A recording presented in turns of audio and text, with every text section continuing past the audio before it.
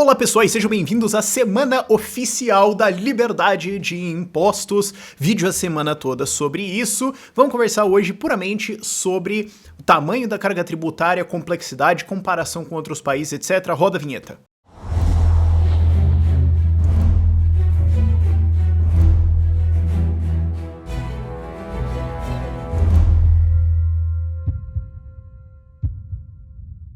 E sim, pelo jeito a coisa vai ficar um pouco mais ideias arrumadas, é um piloto que eu tô fazendo. Eu tô com uma conjectura que eu vou tomar mais ódio da galera de esquerda só porque, tipo, eu tô arrumado. Tipo, ele é rico.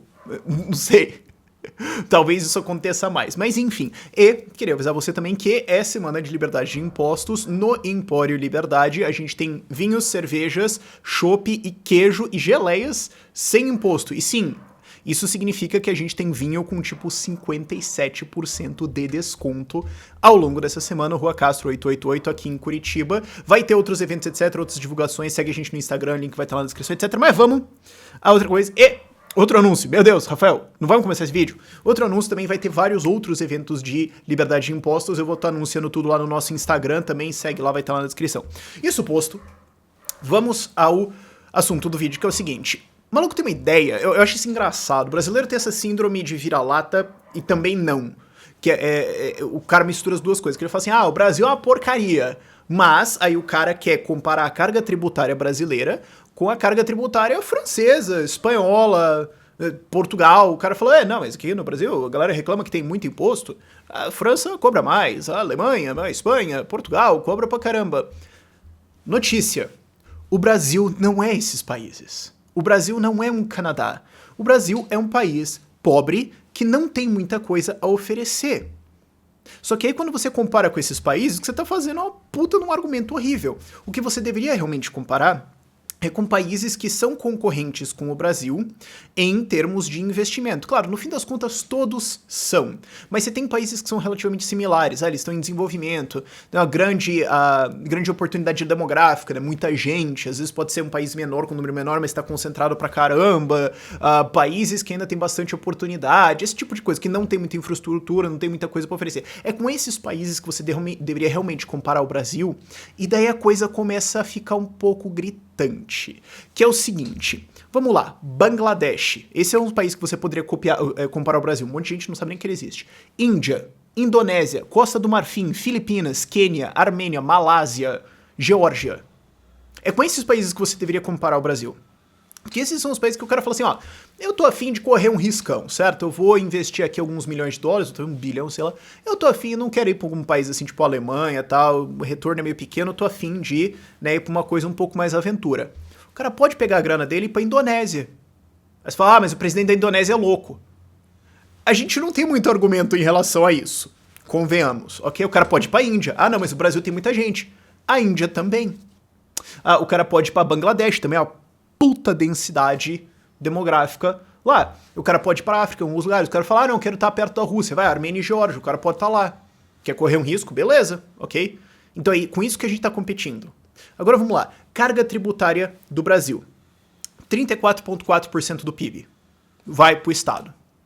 Vamos lá, outros países, esses que eu citei. Bangladesh, 8,5%, Indonésia, 12%, Costa do Marfim, 15%, Índia, 17%, Filipinas, 14%, Quênia, 18%, Armênia, 14%, Malásia, 15% e a Geórgia, mais caro deles, 21,5%. Então, é com essa galera que a gente tá competindo. Só que daí você quer cobrar 34,5% nisso? Você tá louco, cara. 34,5% é a carga tributária da Nova Zelândia ou do Reino Unido.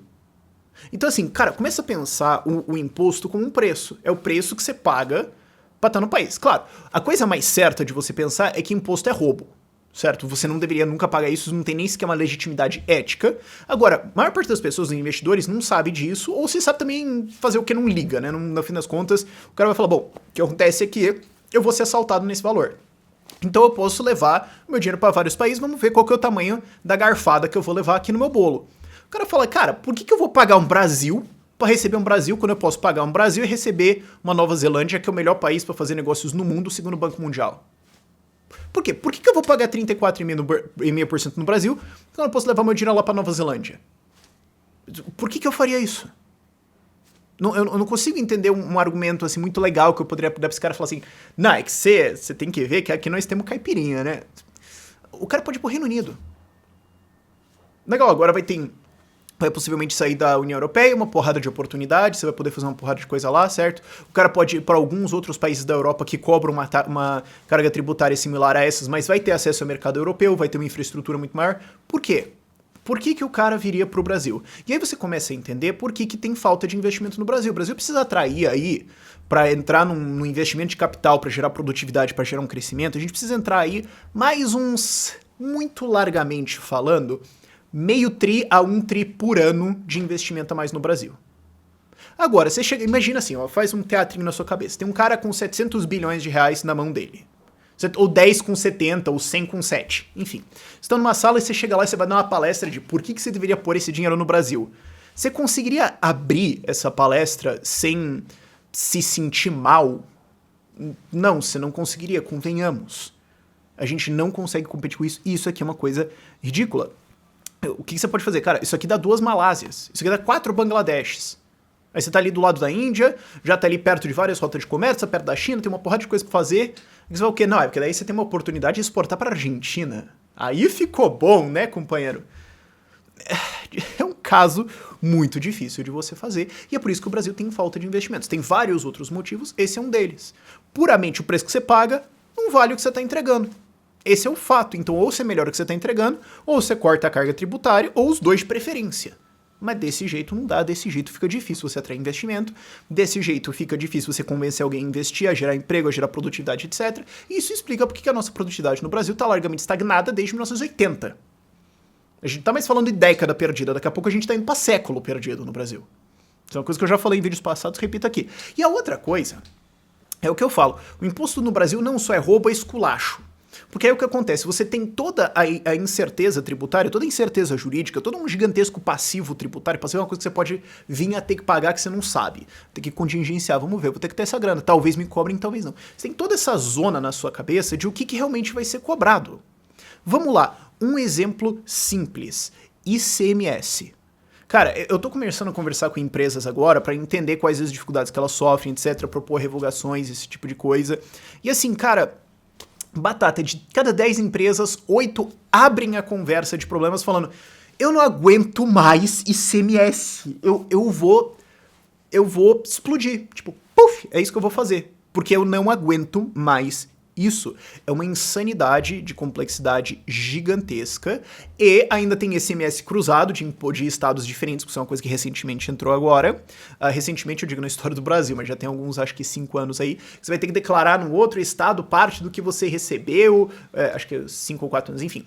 Porque daí você tem que ver, você fez uma venda web, né? Parte você declara aqui, parte você declara no outro estado. Então você tem que abrir a representação, você tem que abrir a sua capacidade de declarar impostos em todos os estados. Então, se você é um gaúcho, você vai ter que abrir um número lá pra você fazer declaração de imposto no Amapá, né? Porque e as leis são diferentes. Você vai ter que fazer tudo isso e tá nos conformes com todas as leis e tudo mais. Cara, é uma loucura gigantesca. Isso se você não tomar uma disputa de talvez você deveria estar pagando ICMS e não ISS, porque você tem imposto sobre serviços, que é municipal, e o ICMS, Imposto de Circulação de Mercadorias e Serviços, que é estadual com um repasse municipal dependendo do negócio, e foi assim, na verdade, que o Pimentel quebrou Minas Gerais. Ele não repassava.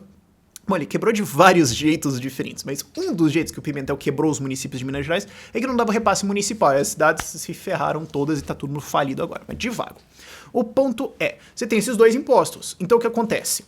Você pode ser cobrado ISS ou ICMS, dependendo do seu serviço. Teve várias disputas constitucionais aí, várias disputas jurídicas de se restaurante é serviço ou é ICMS, então é ISS ou ICMS. Tem várias disputas em produtos digitais. Tava conversando com uma empresa recentemente que os caras estavam falando, cara, ó, a lei é o seguinte: se o produto digital é genérico, tipo, sei lá, um Word, né, sei lá, você vai lá e compra ele, pof, instala e acabou, você paga ISS. Agora, se é personalizado para a empresa, você paga ICMS.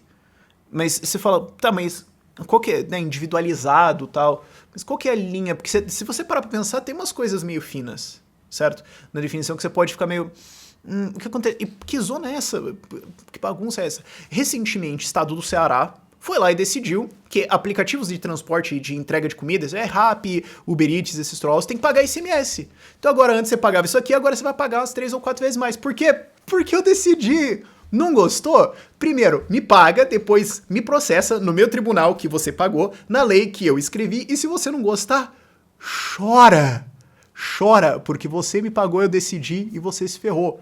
Agora, convence esse cara a ficar no Brasil. Convence esse cara a colocar mais dinheiro aqui em outros países. Aí é difícil. Outra coisa também, isso aí vai ser vários vídeos ainda.